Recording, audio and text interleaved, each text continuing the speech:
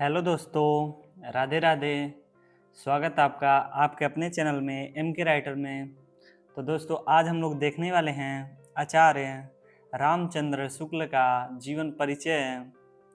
और बहुत ही अच्छे अच्छे शब्दों में मैंने इनका जीवन परिचय लिखा है, जो कि आप लोगों को देख लेंगे या एक बार रिवीजन कर लेंगे तो आप लोग को याद हो जाएगा। और मैं इनकी रचनाएं बताऊंगा, निबंध संग्रह और बाहरी मतलब और भी जानकारी आप लोग को दूंगा। इनका जीवन काल मैंने ऊपर ही लिख दिया था। इनका जन्म हुआ था 1884 ईस्वी में बस्ती के जिले में, और इनकी निधन 1941 में हुआ था। तो पूरा मैं संक्षिप्त में लिखा भी हूँ और मैं बता भी दे रहा हूँ आप लोगों को।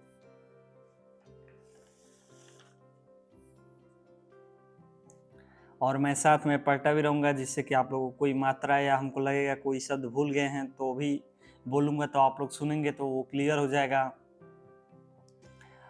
हिंदी साहित्य के प्रतिभा संपन्न, मूर्धन विद्वान, श्रेष्ठ निबंधकार और प्रसिद्ध आलोचक आचार्य रामचंद्र शुक्ल जी का जन्म सन 1884 ईस्वी में बस्ती जिले के अगुना नामक गांव में हुआ था इनका।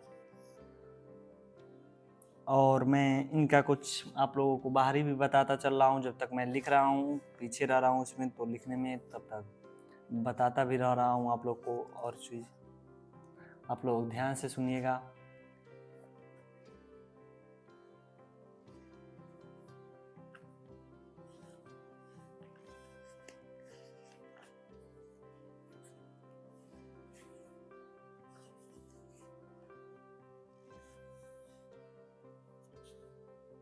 इनकी साहित्य में स्थान शुक्ल जी को आलोचन सम्राट, प्रमुख निबंधकार, अनुवादक में संपादक के रूप में स्थान प्राप्त हुआ है।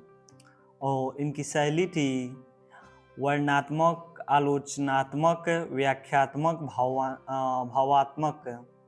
और इनकी भाषा थी शुद्ध साहित्यिक, सरल व्यवहारिक भाषा थी। और इनके पिता का नाम चंद्रबली शुक्ल था। और मैं सब नहीं लिख पाया हूँ क्योंकि मैं एक संक्षिप्त परिचय बनाता। और पूरा इनका जो भी इनकी रचनाएं हैं और सब लिखता तो बहुत ज़्यादा बड़ा हो जाता, तो मैंने अब बना कर लिखा है, जिससे कि आप लोग बस समझ जाएं। और मैं बताता हूँ, तो इसको आप ध्यान से सुनेंगे तो आप लिख लेंगे। बगल में कापी किताब रखे रहेंगे तो उस पर लिख लेंगे, क्योंकि बहुत बड़ा हो जाता है तो दिक्कत हो जाता है।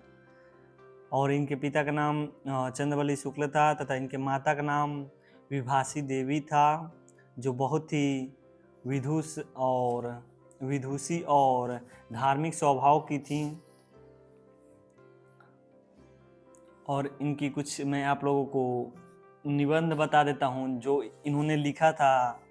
चिंतामणि भाग 1 से लेकर भाग 2 तक, भाग 4 तक। और इनकी अनुवाद थी बुद्धिचरित, आदर्श जीवन आदि। और इनकी इतिहास हिंदी का साहित्य मतलब लिखे थे। और कहानी थी कहानी इन्होंने लिखा था 11 वर्ष का आयु, नहीं सॉरी, 11 वर्ष का समय।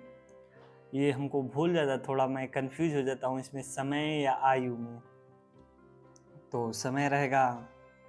और इनका काव्य था अभिमन्यु वध।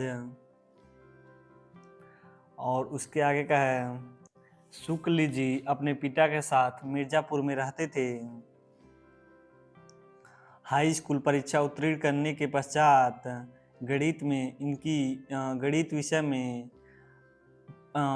विषय में कमजोर होने के कारण आगे की पढ़ाई सुचारू रूप से न चल सकी। इन्होंने एफए की परीक्षा उत्तीर्ण की।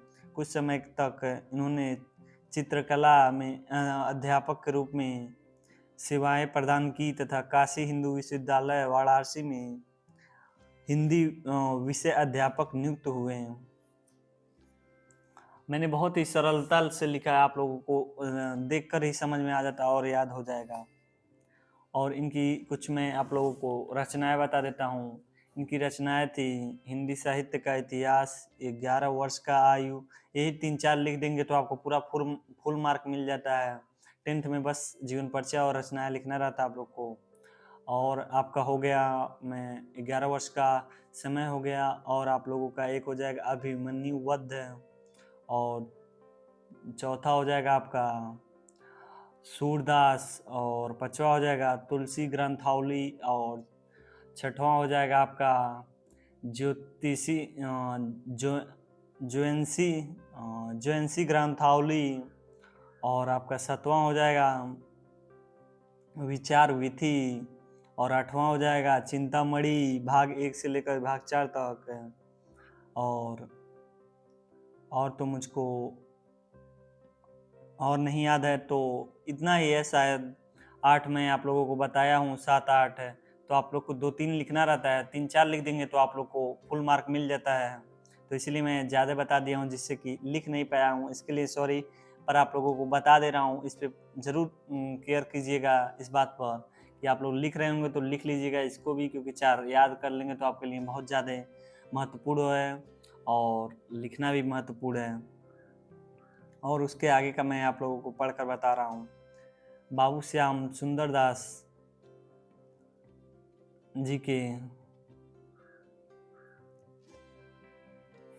अगर आप लोगों ने अभी तक चैनल को सब्सक्राइब नहीं किए हैं तो चैनल को सब्सक्राइब कर लीजिए, और वीडियो को लाइक कर दीजिए अगर आप लोग को वीडियो पसंद आ रहा है तो। अगर आप लोगों को कोई और जीवन परिचय का वीडियो चाहिए, या कोई अनुवाद चाहिए हिंदी का या संस्कृत का, तो आप लोग कमेंट कर दिया करिए, या कोई एस्से या कोई निबंध या कोई टॉपिक पे आपको पैराग्राफ किसी चीज़ का, तो आप लोग कमेंट कर दीजिए। मैं हर एक टॉपिक पे लाता रहता हूँ, तो आप लोग को कमेंट अच्छा आता है तो मैं उस पर ज़रूर लाने का कोशिश करता हूँ, और बहुत ही शॉर्ट में लाने की कोशिश करता हूँ, जिससे कि आप लोग समझ सकें, और सरल भाषा में लाने की कोशिश करता हूँ कि आप लोग देखते ही ज़्यादा मतलब परेशान ना होना पड़े, समझ जाएं। जो चीज़ कठिनाई में रहता है उसको मैं सरलता से लिखने का पूरा अपने ओर से कोशिश करता हूँ। उसके आगे का है, बाबू श्याम सुंदर दास जी के अवकाश प्राप्त करने के बाद शुक्ल जी हिंदी विभाग अध्यक्ष पद को सुशोभित किए। हिंदी साहित्य के निरंतर सेवा करते हुए सन 1941 ईस्वी में परलोकवासी हो गए, मतलब इनका निधन हो गया। तो यही था, मैंने शॉर्ट में करके और सरल लिखने का कोशिश किया है। अगर आप लोगों को पसंद आया होगा तो चैनल को सब्सक्राइब कर लीजिएगा, और वीडियो को लाइक कर दीजिएगा। मिलते हैं नए वीडियो में। अगर आप लोग का कोई टॉपिक होगा तो कमेंट कर दीजिएगा। ओके फ्रेंड्स, मिलते हैं नए वीडियो में।